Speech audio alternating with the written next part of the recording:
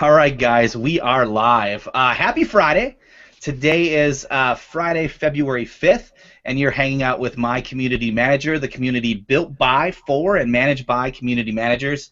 As always, you can hang out with us at our Twitter chat at hashtag CMGR Hangout, where I know a bunch of you are there. So, hey, what's up, Carrie, Maureen, Constance, Melissa, Kristen, Jen Chen, and Margot. I see you guys in the stream right now. So, hey, guys. Thanks for hanging out with us again on a Friday. If you like what you're seeing here, or and you have some more ideas, or you want to come hang out on the show with me and Sherry, who's not here today, head over to our website at www.mycmgr.com. Click on Participate, fill out the form. Sherry and I will get back to you. It's really your ideas, and it's you that keeps this community going, and we just, as always, show up and just help facilitate. So what do we have for you today? Well, today's topic is community within HR.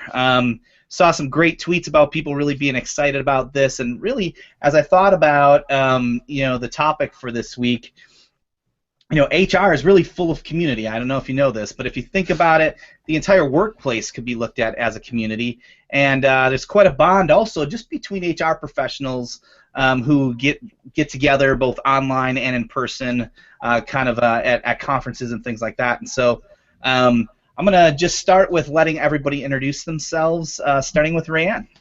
Hey everyone, I'm Rayanne Thorne. I'm the head of marketing for Dovetail Software, which is a solution that works with CRMs for HR departments, helping them create employee engagement experiences and all the wonderful things that come with HR technology. I also recently became the editor of a brand new platform called Intrepid HR, which is part of the Intrepid Now community. And so I'm busy building that community for HR, looking at it as a business prospect, if you will, as opposed to just a lot of talk, but actually giving business practices and identifying HR as a part of business. Thank you. Nice to be here. You can follow me on Twitter at Ray_Anne, RAY_ANNE. Awesome. Well, thanks for joining us. Marin, how are you? Hey, how are you? I'm Marin Hogan. I'm at MarenHogan, which if my lower third had worked, you would know that. I'm the CEO of Red Ranch Media, and we're a full-service marketing and advertising agency that works primarily within the HR technology and recruiting services sphere. But the reason that what I have to say today is relevant is because I started my career in the recruiting and HR space by basically managing a community of recruiters and HR pros. So you're very apt. HR is definitely a community in and of itself, and I'm learning even more about that as I build my own agency as we grow from tiny to slightly bigger. So I'm looking forward to this discussion and sort of getting back to my roots, as it were. Awesome. And hey, Jessica. Hey, how are you? Great. Hi, guys. Jessica Miller-Merrill here. Excited to be talking with you today. I call myself a recovering HR lady. Worked in the human resources and recruiting space for, 14 years before I left the corporate folds, and now am, I guess, a human resources analyst, writer. I talk all about things related to HR and recruitment, and I own my own community. I have a website and HR community called bloggingforjobs.com, where we talk about important human resources and recruiting issues. So like you, I am my own community manager, a small business solopreneur as well. Excited to talk about my favorite topic, which is HR and recruiting. If you ever thought your favorite topic would be HR and recruiting, that's this group right here. So we're excited to talk to you today. Awesome. It's a love-hate relationship. Come on, Jessica, you know that. Yeah, some days you love it, some days you don't. Today I am on Team HR. All right, all right. That's awesome. Well, hey everybody, I'm Brew, Director of Awesome at BTC Revolutions and co-producer here at my CMGR Hangout. Sherry, you'll see her online, but I think she's in Italy today. She's overseas traveling and speaking, and she'll be back with us next week. So let's just roll into our first question, and it's a little open-ended, but what does community mean to you when you relate it to HR? For me, it is an open-ended conversation. It's allowing individuals to have the opportunity to speak, to engage with each other, to grow with each other, to share challenges, and challenges, apparently mine is speaking today, not enough coffee, and also to share successes, most importantly, and how we can share those successes so that we can grow from them and apply them perhaps to our own efforts to build a community, but also to increase our knowledge, increase our passion, right, for our jobs. I think that one of the hardest things in staying in a particular career on a consistent basis is maintaining that passion. And for me, has always been to be a part of a community. The community that Marin was referencing was recruitingblogs.com. That was my first human resource / recruiting community that I was part of as well, and it was an incredible experience for me. It was part of that first couple of years diving into social media and really understanding how we can learn from each other, even though we're not sitting in the cubicle next to each other or sharing an office or getting coffee on a regular basis. We can open up ourselves, be vulnerable enough to share challenges, and also excited enough to share practice successes. I would like to sort of feed off of that a little bit. I think a lot of the experiences that I've had in communities like we were talking about, like recruiting blogs, like the community that all of us here on this hangout are a part of, just the general sort of HR, recruiter, marketing, wonk community. Those are wonderful. What's been really interesting for me the last few years in building Red Ranch Media is seeing how that community translates to a much smaller, where we do go to the water cooler, we do have those opportunities. And for somebody who had, maybe 5 years total corporate experience, like real workplace, like with other people around that weren't my children, that's been the most interesting. Like, how do you build that community in real life? Because recruiting blogs and other communities like that, blogging for jobs, they all were sort of growing up at the same time, and this was kind of before we were all on Facebook all the time. So I think HR is, in a sense, it's the OG community, right? Community means, like Rayanne said, being able to give your opinion, being able to talk, but it also means being able to listen and lurk if that is your preference. It also means there are going to be some extroverted people who turn into community managers eventually, who go out and say, I want to feature you. I want to talk about what you're doing because your personality doesn't allow you to do that on your own. So I think that's what community means to me, and I think that HR managers lend themselves well to that sort of, social director piece of it. I was going to say that think about community in terms of HR. We are really, in the corporate environment, there's only one of us, or a small number of us. So in terms of the larger organization, there's a single HR practitioner that is probably your point of contact. And for a lot of us, and I'll speak as somebody who's spent over 10 years in the corporate world in a human resources field role, it's a lonely position. So we really look to, a lot of us look to social media, blogging, conferences, and other communities to be able to have that sense of community. So as you might be the only community manager at your company, and but you can talk to marketing and have those conversations. In a human resources role, unfortunately, we're oftentimes the police of the organization, and so we don't always make friends. Certainly it's not fun when that person you went to drinks with last night might be the person that you are investigating for a workplace issue, right? So community online and social network of friends and contacts is really important in the HR space. I think it's important to remember that it doesn't have to be an official community, right? That we have a great opportunity to maybe within your own organization, if you're working as a corporate HR professional, you can create a community that surrounds something completely different outside of HR. Maybe it's part of HR as far as building a company culture.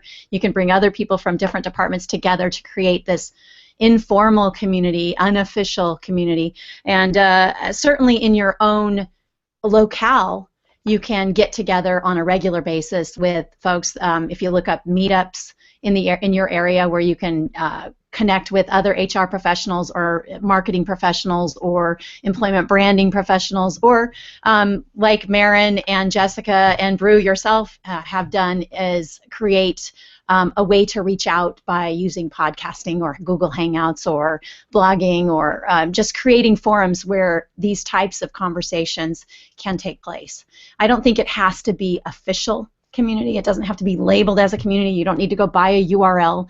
It can be participating in group conversations in Facebook Messenger. I mean, I do simple things like that on a daily basis that are part of my support network, and I think it can make a huge difference if you are like Jessica and I, who work from home and aren't always able to grab coffee or go to the water cooler that Marin now, damn it, gets to do.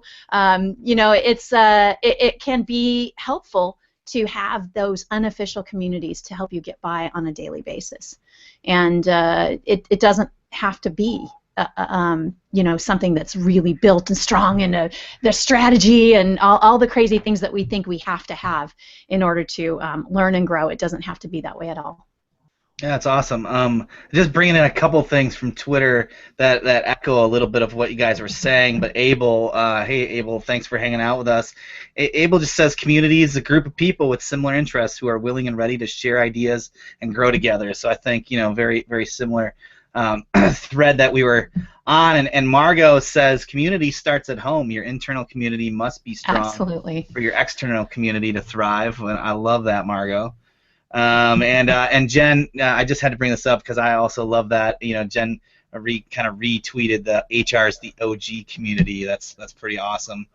And then Maureen echoes, you know, about being a marketer in a small company has that same sense of loneliness as Jessica you were saying in HR. So yeah, can I address what Maureen just said, because that's one of the things that I know that each of the ladies that are here talking with you, Brew, we also do marketing, and we focus in the HR community. So for Jen, if she is in a particular industry, she can reach out to other marketers in that industry, or if she is in HR, there may be other folks like us that are working in marketing, in HR, or in recruiting, or in technology that supports those HR and recruiting communities themselves, industry, that she could reach out to and be a part of a different kind of community that isn't specifically focused on marketing, that isn't specifically focused on HR or recruiting,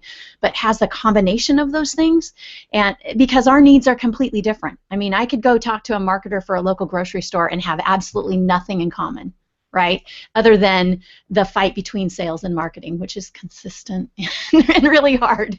But you know, I think that there are ways to build a really specific and organic community that will benefit each of us.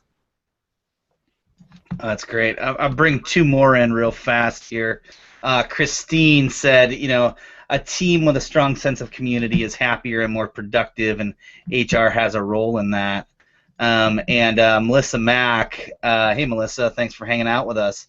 Melissa says community within HR is simply providing an open door to a welcoming space with the people on your team. So just kind of want to add that to the conversation as well. All right, let's jump into our second question, which is, could the workplace be looked at as one large community or several different communities, and why? And just kind of want to explore that a little bit. You gonna go, Marin, or I see? Okay, there's Jess. I can go. Yeah, I mean, so there are sub-communities in your workplace. There's people that you hang out with, that you go to lunch with on Tuesdays. There's the committee meetings that you're a part of. So I think that the workplace is one of many types of communities. Today, I'm actually at a nonprofit that I am on that I work with here in Oklahoma City, and I'm visiting them, and that's my community of the day. So I think it's important to think about your career in terms of community. So you want to build new relationships with new people, which is something that I think all of us here have had to deal with over the last couple of years as our businesses have changed and our life has changed and we've adjusted. So certainly the people that you hang out and work, you want them to be your friends and you enjoy their time. However, you want to think about your own personal career in terms of how you grow your community, whether it's in the place that you work or outside of those places.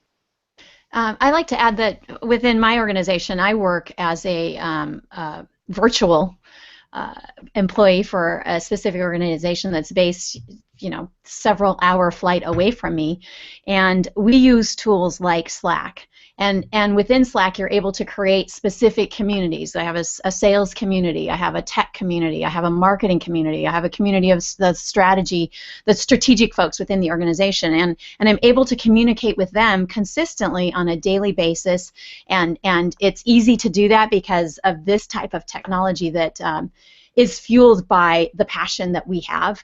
It doesn't work if you don't use it, right? I mean, we can all tout about different techs that we use that we like, but the only reason we like them is because we're using them on a consistent basis. So if you work in a virtual organization like I do, you need to rely on things like that, in particular to benefit the separate little communities within your organization. And it's really easy. I think it's easier when you work within at the same brick and mortar building to end up with issues that include gossip and the bad, evil things that lurk within an organization that can often drive malcontent among the workforce. And when you work like I do, I don't have time for that. I'm not standing at the water cooler and saying, "Oh my God, did you see what she was wearing today?" Or "Did you see so and so at the party the other night?" So there's no time for that. I'm really focused on the work that I need to do and engaging with the people that help me do my work better, or who I can help them do their work better, and I can support the various departments. It's not an easy thing at all, but I think there are good, valid points to working with a virtual company, and there are good, valid points for working with a brick and mortar within the big, full-bodied community.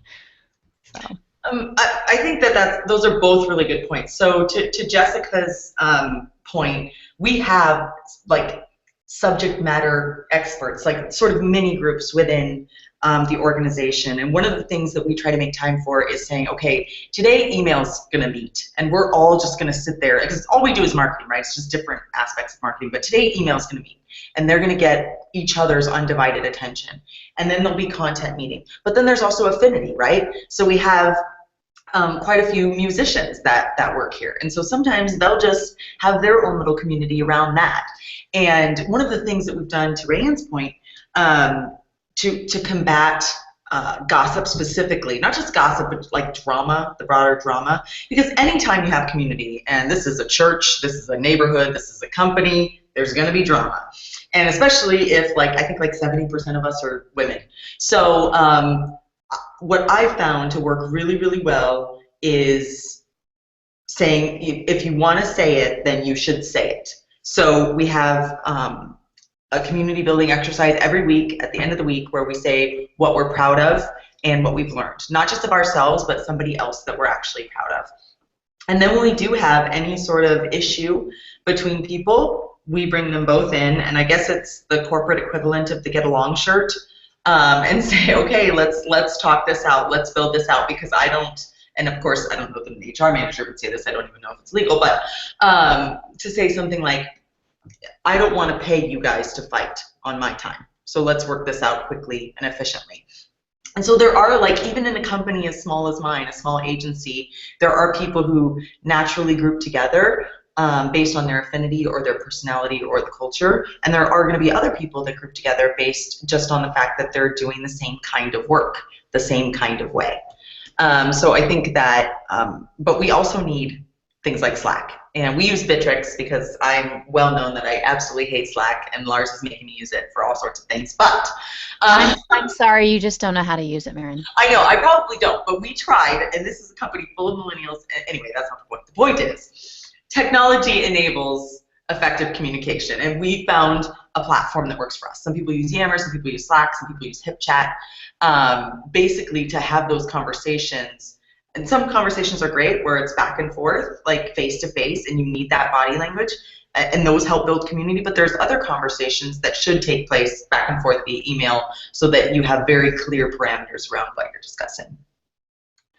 I don't like Slack either. Like, it doesn't work for me. And so I hear you. I have a company that I'm consulting with about 20 hours a week, and I'm virtual. Everybody else is at the office in Austin, Texas. And so it makes it particularly challenging. And so I've had to schedule regular one-on-ones with different people so that I make sure that I'm in the loop and ask to be included just in like the morning meeting or whatever, or the marketing meeting that tends to happen when I'm not there. So Slack is not my favorite tool. Text message is the best way to get a hold of me, or phone call, unfortunately. So we use Slack at Dovetail, and at Intrepid we use Basecamp, which is a phenomenal tool for project management, also for comms.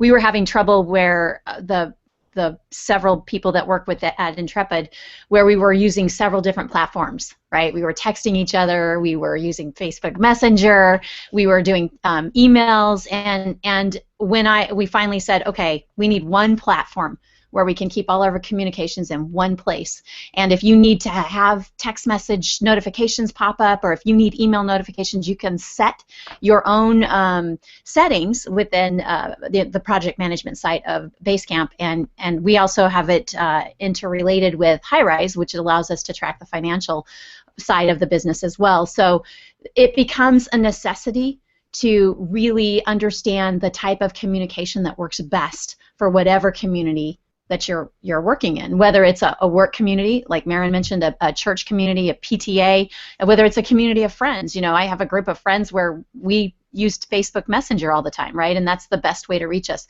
And a lot of times it ends up that my work colleagues will message me on Facebook because they know I always have it up, and that little notification is going to pop up in the corner, so if they need to reach me immediately, that's the way to do it. But I have found myself, and I've talked about this in the past, whether we're talking about marketing, branding, employer branding, HR, recruiting, any type of activity that has to do with business, I often forget where I saw a message, right? So it can inhibit the opportunity to really create a resounding community where the back and forth is solid, where it's true and real, if you can't remember where those messages are going. So I think it's important to have some kind of structure when it comes to the comms within your community. And whether it's Slack that you hate or Slack that you love, you can pick whatever works best for your community. Cool. I'm going to bring in a quick question here. Jen Chen asks a question for the panel. If community is used internally, do you allow users to be anonymous so they can share more honestly? And I actually just wanted to, you guys will probably have something to add to that, but we're currently at BTC going through, we do kind of this annual thing called BTC 90X. So it's to kind of get us all into shape for the business and with each other. And throughout the year, we practice something called fearless feedback, which is where, you know, it's like, hey, you know, we want people to be honest with each other. It isn't about hurting people's feelings. It's about just everyone wants to better process, better the company, better communications. However, during BTC 90X, we actually do stop, start, and continues on everyone we work with, and that's done anonymously. Now, we still put our name up there so that, you know, as an E-team, we can kind of make sure we know like where all the feedback's coming, but each person at the end of this process gets a sheet of all their starts, stops, and continues, and it's all anonymous based, right? So that people can feel it's sort of that exercise to get them to feel a little bit better about being fearless, and then we kind of promote that throughout the year. So I just thought that was a good point there, and I don't know if you guys have anything to add. Yeah, Maren. I'll add a little bit here. Let's see. Am I muted? Okay, there. I'm not. You're good now. Yep. I can't tell if I'm muted or unmuted. I think anonymity. Did I say that right? Anonymous feedback is also dangerous. Unless you're going to a manager, a supervisor, the CEO. I think that that breeds discontent, right? I think it's an opportunity to talk about someone without them knowing or who is talking about them. I don't think that's the same as a suggestion box, right? If you want to create a suggestion box where anonymous suggestions are being made, great. And I think there's a way to do that as well, whether you're a virtual company or a brick and mortar. But I think anonymous feedback or anonymous tattletelling on someone is not a way to build a healthy community. I think it breeds opportunity for a lot of unhappy feelings, and I think we need to be embracing happiness, compassion, passionate about our work, and when you provide that opportunity to talk badly about something or someone, I think people kind of lean that way, especially if they're unhappy with one thing or in their life, whether it's at home or work or in another community. I just don't think it's the best way. Anonymous feedback is not the best way, I don't think. For me, anyway. I would prefer like what Maren does at, your fearless feedback that you spoke of, Brew, and what Maren does, where if you're going to talk about it, let's talk about it openly and honestly. So. I was going to say that most companies are looking at, they like anonymous feedback, and there's a number of HR technologies and tools right now that are using these to be able to allow employees the opportunity to share. I mean, think about Glassdoor. It's an anonymous platform to leave your review, but I think it's driven by fear. Whether it's a fear of the feedback or fear of the information. So the bigger problem would be, helping improving your company culture and maybe having those conversations or creating a safe place where your employees or your community can talk. I mean, I think all of us being online, we've also encountered those trolls and those anonymous people that leave those horrible messages or threaten us or say these hurtful things via email, blog, social media, wherever. So but not all feedback, anonymous feedback, is also negative. So I think that anonymous feedback in a workplace allows for things to be shared that otherwise might not be out of fear. But I prefer a person to just tell me straight up, they don't like me, they like me, what's going on, especially when it comes to social media, because those trolls, they are the worst, and they just bring people down. And I'm not here to bring people down. I don't think anybody here is either. When I said anonymous feedback, I wasn't referencing, fixing stuff at work. I was thinking more on behavioral management, I guess, that type of thing. And I don't think that's healthy. But I agree with you. Obviously, we need things like Glassdoor. We need things like that. But I do agree that it's fueled by fear, and there's not a lot of things that fear benefits. So. You guys are I think the most quoted group we've had in a while. I just keep glancing over to my Twitter screen and seeing the things you just said, with a 2-minute lag though, thanks to Google. So I'm gonna jump us into number 3 here, because I think this is interesting. Is what does the HR community look like? And really is someone there managing it, right? Because I think from our, from as community managers, right, we look at, number one, a lot of us are in charge of just managing or several communities, and in the case for me, I'm leveraging communities and community theory, to benefit brands, right, and so I'm always looking for little communities that my brands can tap into. And so is there a community manager for the HR community, and what does the HR community look like, Maren? I want to answer that because I think that maybe you used to have been able to point to one person that was the community manager, but truly, if you're going to look at HR as a community, then you have to look at it as a real community. In a real community, there's no one civic leader, right? There's a mayor. There's the head of the Chamber of Commerce. There's a bunch of council people. There's going to be, prominent businessmen who contribute. There's going to be a lot of different people who affect how that community is run, and that's how that's very similar to the way HR, as this massive, group of people, and many of us, we overlap it sometimes. Some of us are right in it. Some of us care about the legal piece. It's just a massive, huge community. So of course, there's no one leader, but there are groups of people that sort of fade in and fade out and come in and leave an indelible mark and then move on to something different or expand the community in a different way. So that would be my answer. I think the community of HR looks a lot like us. But I'll let the other ladies chime in as well. I think that there are specific communities that you've got the SHRM community, the folks that are really, really interested in learning as much as they can, in staying accredited, in attending conferences or community local get-togethers that benefit their practice.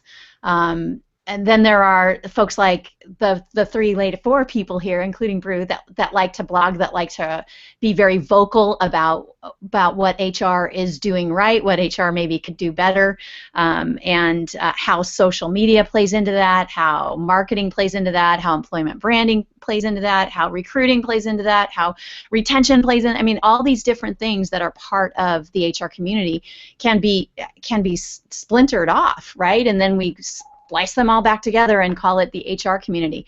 I don't know that we can say HR community and really understand all the little different facets that there are of it. It's huge. It's huge. And when I have stepped outside of the HR community and maybe gone into another community, maybe specifically marketing or technology, and listened how they speak to each other and how their community runs, and it's very similar, but it's also really, really different. I think that HR is more impacted by people, as we should be, right? And about words, and so I think it behooves, which I hate that word. It always reminds me of that show Square Pegs from when I was a kid, and you guys are all too young to remember that. But I think it behooves us to actually sit back and be careful about what we say, what we write, how we share it, who we exclude, who we include, right? So I think it's somebody's Googling square pegs. So awesome.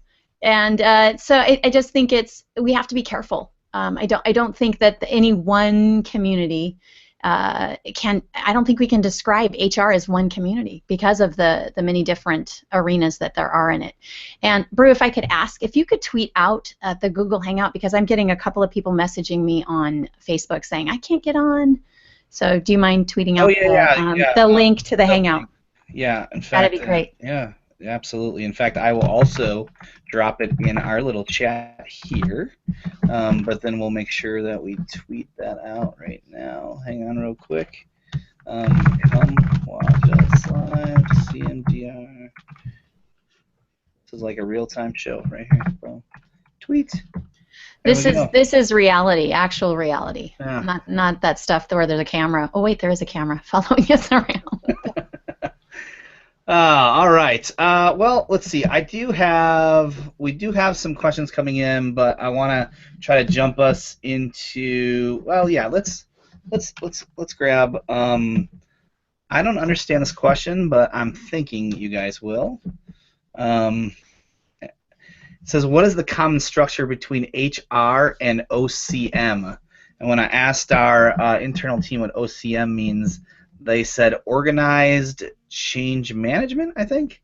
Organizational change movement.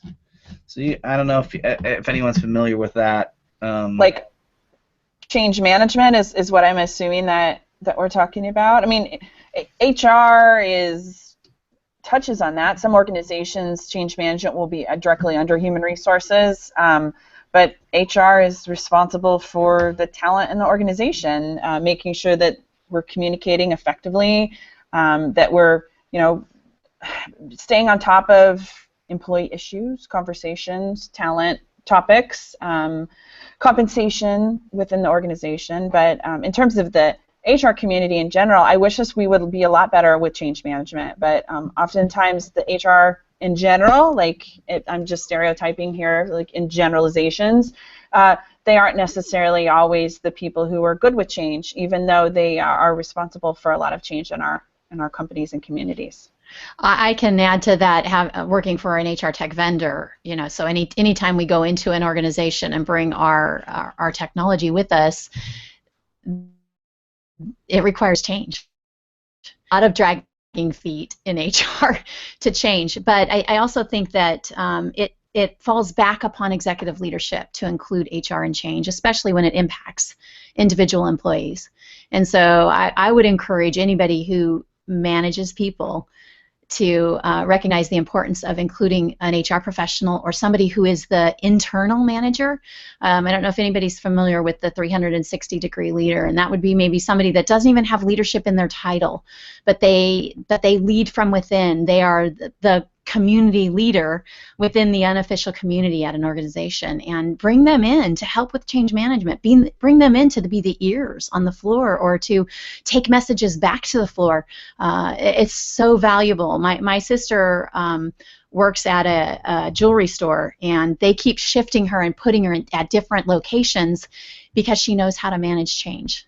Right? And she's a 360-degree leader. She doesn't have management in her title. She doesn't know anything about official leadership. She's very young, but she knows how to see where change is needed and commit to those changes and help that particular store to make those changes. So I think that it's imperative for leadership to recognize who could be a change management leader, even though they don't have an official title.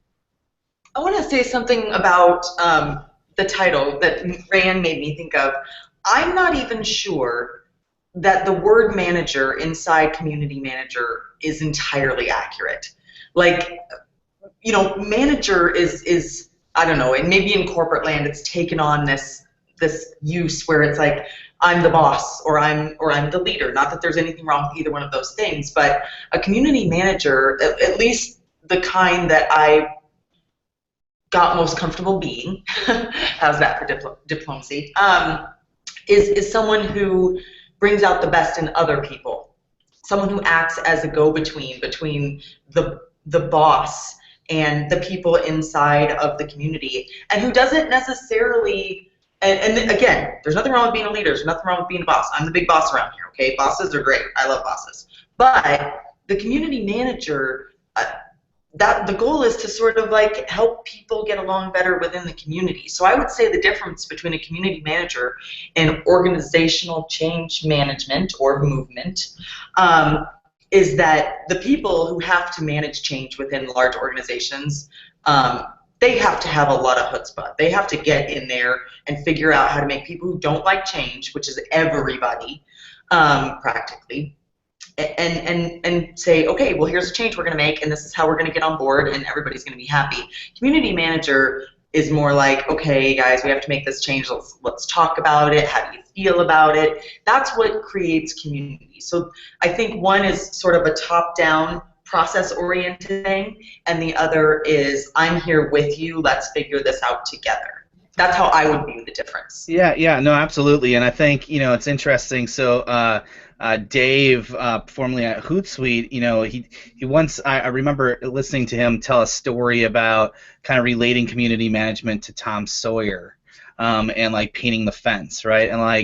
And so a lot of times I think like it's that style of leadership as a community manager. It's like hey, let's Tom Sawyer this shit, where you're just getting everyone excited about certain things, and so you're sort of like you are leading. You're just not like strict father model, like leading people like, hey, I'm the boss, do this. But I think but you are sort of like helping the community be a community, like, so yeah, that's part of managing it. So I think Tom Sawyer was the original employment brand manager.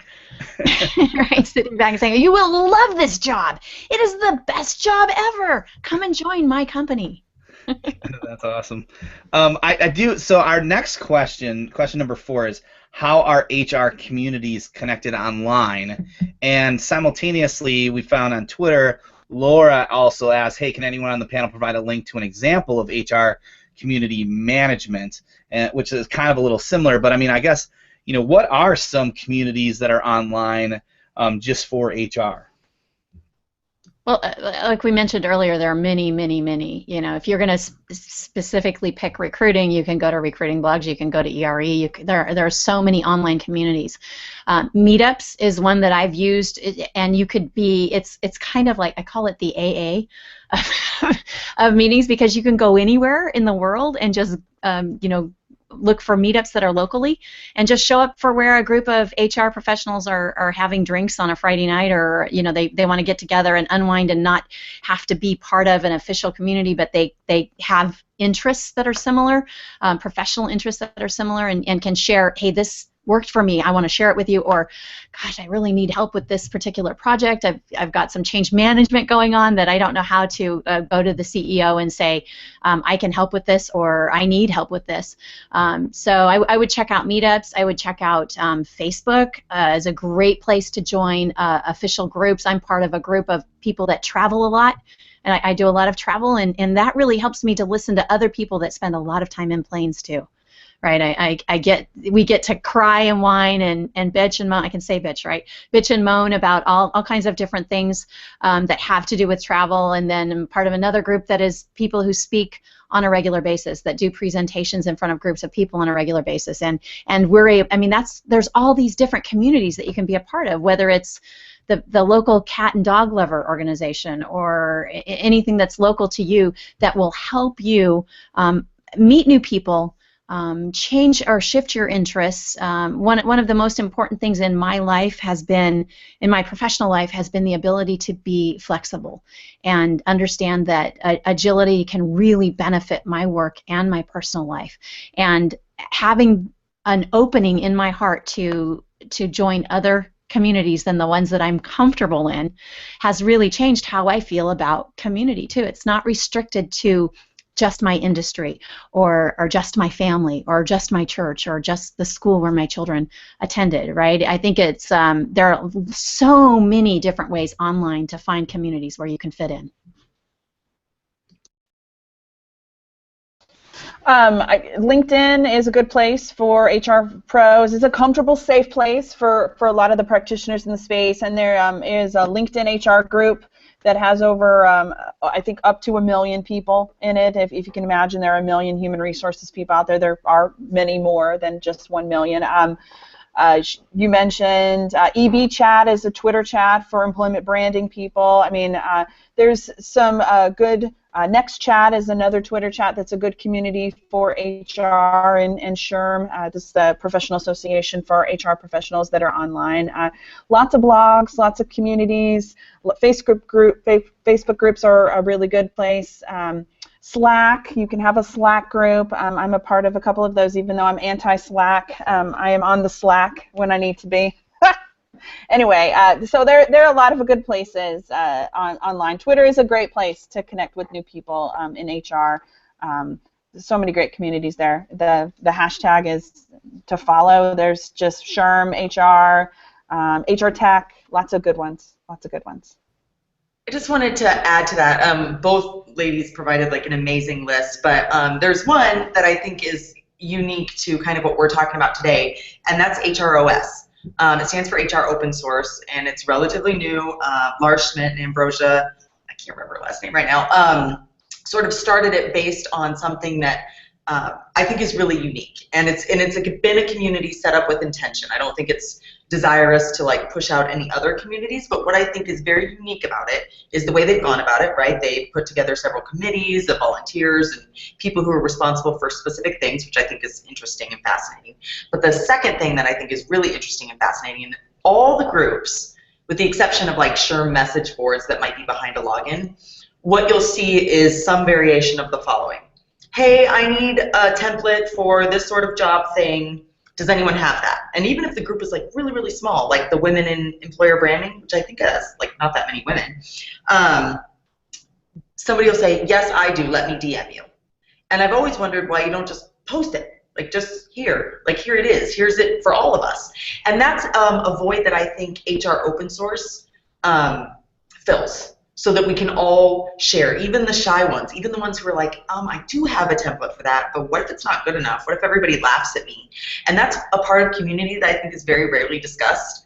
the sort of fear that it takes, you know, because all of us here are extroverts, right? We're all like, hey, you know, look at me, but not everyone's like that. And I think that that empathy for people. So I would direct the person who asked that question to this, because it's a community that's built very much with intention, very much for HR professionals, and very much like trying to fill a void that some of these other groups don't have. Now, sometimes that doesn't work when you try and build community that way, but I think with these guys it is going to work because it's very philanthropic in nature. That reminded me of Jerry Albright, who years ago set up a library, a template library that he just made available. He's a I guess you call him a TPR, third-party recruiter, has several recruiters that work for him, and has a very specific method of recruiting that has benefited him greatly. He's very, very successful, and is kind of I like to call him the grouchy old man of the industry, but he has created this template library that he has made completely available to anybody who needs it, right? And there are individuals like that, like Lars, like Ambrosia, like Jerry, that have said, you know what, this benefits everybody. If I give this information of my own free will, I'm not going to attach a price to it or put it behind a password, right? I want to share it and really help the community. That's community. That's community. Free will sharing.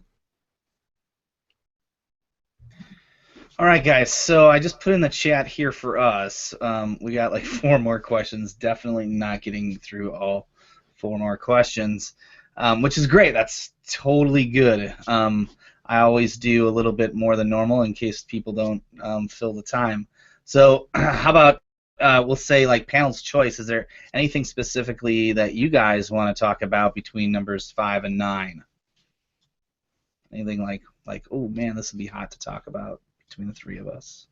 Well, I don't know if this is a bad thing or a good thing, but I really feel like number 8. Can I just continue with the HROS thing? Like, and I'm just a volunteer, right? Like, nobody's paying me to do this, but can you share? The question is, can you share? All right. Oh yeah. I'm going to add yet. No one's paying her yet. Yeah. So number 8. So hopefully they're following along with us on Twitter. Number 8 is we're gonna skip 5 and 6. Number 8. Oh, and I never wrote a 7. Great. So just caught that. So number 8, which is technically 7.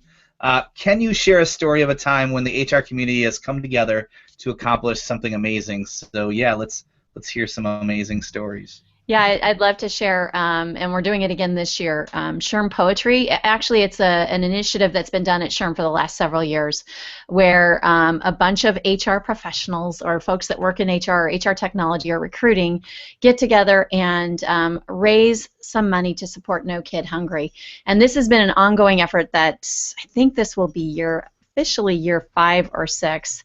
Last year we did something completely different. We've done kickball games, and we've done, I think there was field hockey, and I think there was bowling one year. I can't remember. But last year we did a poetry slam, and it was absolutely such a wonderful event, away from the craziness of the giant conference that is SHRM National. And we had several people that came together, and I think we had 8 official slammers that wrote original poems and then presented them, and they were all recorded, and we made them available on YouTube and Vimeo for people to look at, along with the link that would direct people to donate money on behalf of SHRM Poetry for No Kid Hungry, and consistently have raised $5,000 to $10,000 every year in this effort. And it was done by HR professionals who wanted to give back, and this was definitely a community effort, and it's something that I'm really proud to be a part of. And Dovetail is backing it again this year, along with Quantum Workplace, and Broadbean sponsored last year, and so we're looking for sponsors for that event again. And it's just been such a worthwhile effort that makes you feel good, right? And it's not just about feeding hungry kids, but educating children and parents on the right kinds of foods. And that was something that really popped out at me last year, because while we do have hungry children in this country, we have far more children that don't eat well and don't eat right. And so it's an educational effort, along with helping those in need. I love when community can come together to do good. So that's awesome. Maren, you're going to talk a little bit more about open source. I was. So I think the No Kid Hungry thing is wonderful. Obviously, I know BTC does like a lot of work with that as well. There's also, I was actually reminded while Rayanne was talking, there was also an initiative to hire veterans recently by Patrick, I can't remember, People Scout. They backed it, and then more recent, or farther back than that, I remember when Jerry Crispin sort of spearheaded something like that. So the great thing about HR working together is, and I tell this to all of our new hires, because it's really hard to get entry-level job seekers excited about writing about HR. I mean, frankly, like, it can be boring sometimes, right? We talk about organizational change management, we talk about comp and benefits, and that's not exciting. But what I tell them every single time is this: everyone you know works. Unless you're a trust fund baby, you are going to work for a good chunk of your life. And the things that we do here, and the things that every HR professional does, they make work better. And that affects almost everyone you know. Whether you work for a vendor, whether you work for a marketing agency that caters to vendors, whether your vendors cater to HR pros. If you're making work better, you're making something amazing. So when we, as a collective HR community, really want to tackle something, especially when it comes to jobs, we can do it. And one informal way, just to add to that, before I talk about HROS, that we've done that recently, that I've seen us doing that recently, has been very organic. Over the last probably 24 months, we've gone from a group of people who think that unpaid internships are probably just part of life, to a group of people who, by and large, say, you know what, you need to pay your interns. That's just it. And the HR community has had a lot to say about minimum wage and things like that. So I wanted to say that, and of course, SHRM has a very powerful lobby, and a lot of our folks have a powerful lobby. But I think HROS, again, is an example of something pretty amazing, because where there was a void and where there was a lack of, I guess, real practical education around what being an HR pro means, like, certification stuff is out there, that's wonderful, but having that community, especially for people who are just being exposed to HR for the first time, and then building all these groups of people. Jessica's a volunteer as well, Rayanne's a volunteer as well. Like, we're all working toward this sort of educational system and this template of practical inspires. And I think that is pretty amazing. I can't compete with hungry kids, obviously.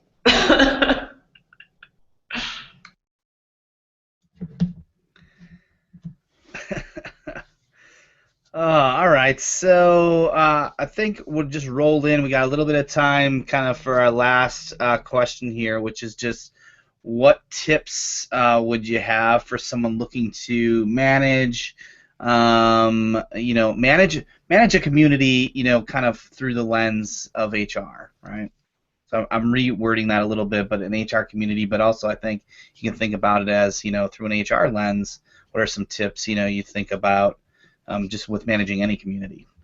I think it's important to remember that you are managing a project, and that it requires, if you want it to be an official, not just, hey, let's hang out on a Friday, type thing, you need to have a strategy in place. What is the purpose behind it? It just like, I've talked about this for years about blogging, right? Don't just blog to blog unless it's going to be your diary or your journal, right? Have a strategy, understand the purpose behind the community. Make sure you address that purpose on a regular basis if you're developing a community, and then identify a communication tool, whether you're going to have an online platform, whether it's going to be a conference call once a week, or actually getting together at a place and sitting down and having a meeting. It's important to have some structure in place if it's going to be ongoing and successful.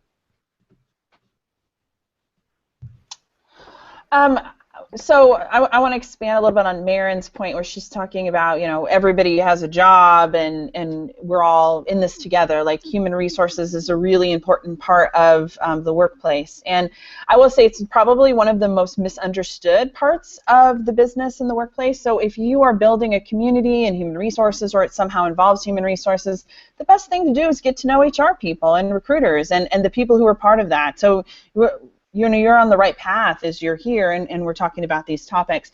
Sit down and understand what their job is. I always tell salespeople in the HR and recruiting space, they need to sit down and just maybe mirror or job shadow somebody for a couple days that's in HR to really understand what they're excited about, where their pain points are, and then you can sort of build your communication strategy or sales strategy or marketing strategy from those points. So understanding us, and talking with us about what our lives are like, what our days are like, some of the challenges that we're facing in the business. You're off to the right points and the right start to build a successful and active HR community. If I could add one last thing to this subject, when I was manager of recruitment and retention for a technology company, and I was charged with hiring 100 people within a 6-month period, and we grew this company really quickly, small, there were only like 10 or 12 when I first started, and we grew it pretty quickly, and I was the only one doing it.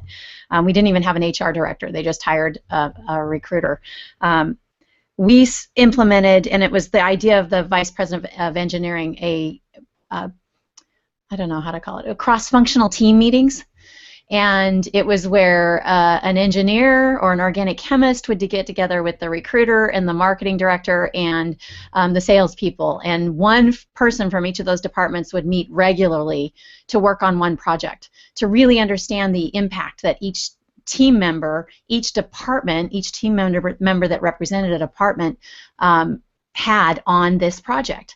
And it changed my life, my professional life, completely to gain this new understanding of how each different department worked, right? And how coming together and sharing those ideas. So if you're looking for an internal way to establish community and cross those departments, cross-functional teams is a great way to do that. Great. Well, that brings us to the hour mark. Thanks a lot, guys. It was a lot of fun.